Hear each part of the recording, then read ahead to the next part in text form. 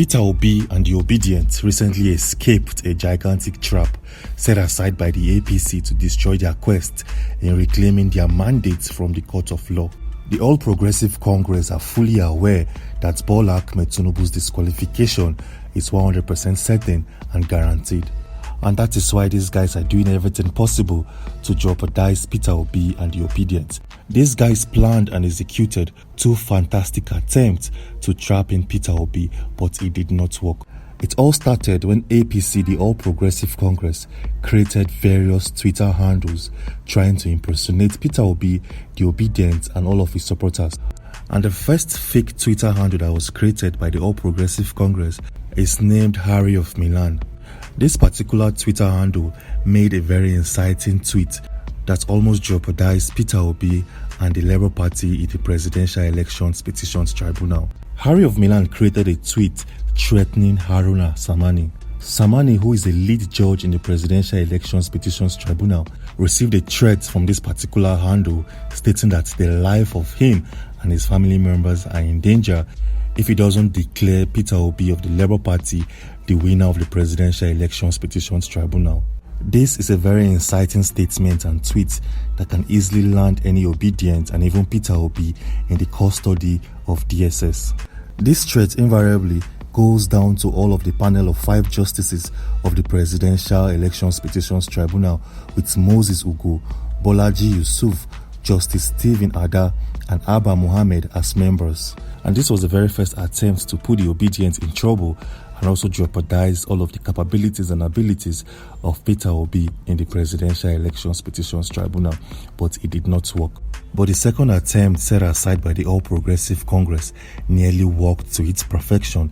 But before then, Labour Party Publicity Secretary in the person of Obiora Ufo made a statement to clarify all of the possible allegations on Peter Obi. He made it known that the Twitter handle was fake and was coming from the All Progressive Congress in a bid to tarnish the image of Labour Party and Peter Obi in full.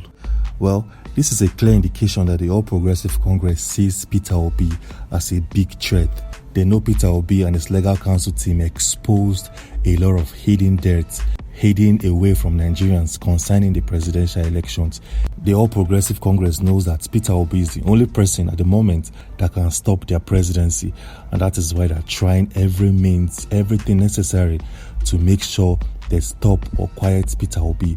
And that is why we get to see things like this.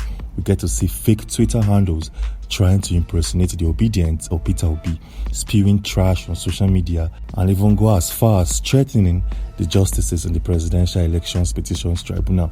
This is a clear attempt by the All Progressive Congress to quiet and silence Peter Obi, but so far it did not work. But the second attempt of the All Progressive Congress was well calculated and well executed. When APC noticed that their first attempt failed, they had to re-strategize and come up with a second method to hook the Obedience and also put Peter Obi in a complicated situation. And to execute the second attempt to thwart the capabilities of Peter Obi, APC knows fully well that they have to use a popular figure in Nigeria, a celebrity in Nigeria, to execute the second plan and attempt. And that is where Reno Mokri comes in. Reno Mokri is a man who stays, lives, and dwells on Twitter, castigating Peter Obi and the Obedience in all manner of forms and sizes. Many felt like after the presidential elections, Reno Mokri would quit castigating Peter Obi, but no, this man did not even stop. This man went as far as blaming Peter Obi for PDP's defeat in the presidential elections, and APC knows fully well that to trap in the Obedience, Reno Mokri will be the perfect and the excellent person to do the work for them. Reno Mokri visited Nigeria last week Saturday, being the 5th of August 2023, and suddenly announced his presence to the whole wide world and dared the Obedience to come and get him. Reno, who haven't visited Nigeria for a while, came into the country quietly and made a video on his Twitter handle stating and calling out all Peter Obi supporters to come and get him. The plan here is very, very clear. Reno Mokri and his sponsors were looking for various means and methods to term the Obedience as being violent in the country. And luckily enough, nobody went to the address and locations of Reno Mokri to even say a word to him. Because if any Nigerian went to the address and locations of Reno Mokre and did any harm to him, that person automatically will be called an obedient.